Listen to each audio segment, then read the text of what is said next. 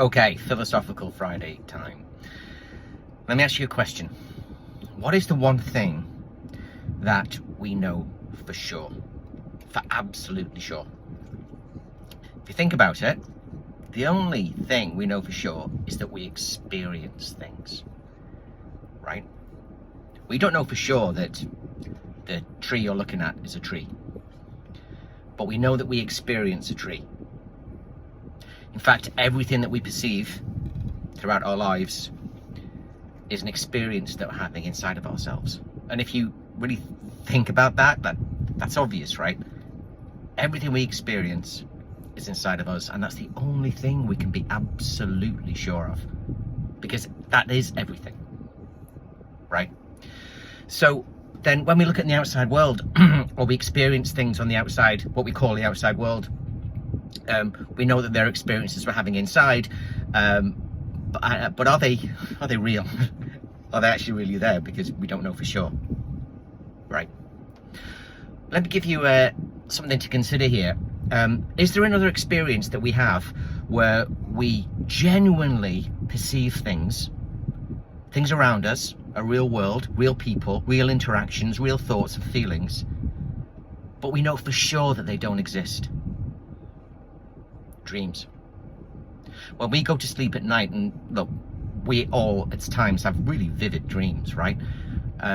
We could absolutely be sure that we're walking down a street, that we're seeing people, that we're feeling certain ways, but we're asleep in our beds.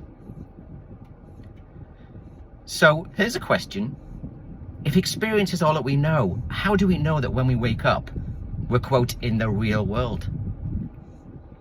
Could that be a dream as well?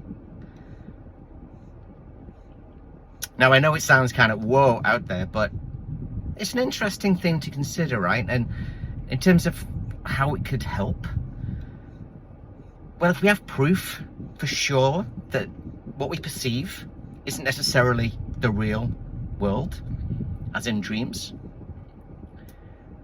then when we perceive the, quote, the real world and know for a fact that it is only inside of us, then we have more power over what we have inside than we do on the outside.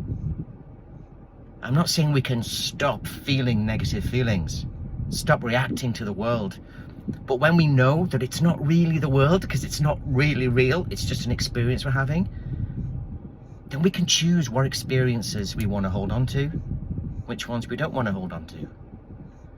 Because the waking world is a little bit different from the dream world in that we have control over that. Dream world, we don't seem to have a lot of control over, especially not when a monster's running after you, right?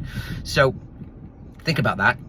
Maybe this is a dream, but when you're awake, it's a dream that you have some level of control over in terms of what you hold on to and what you don't. And if you don't hold on to the things that make you feel bad, by default, you'll just feel better. Interesting one.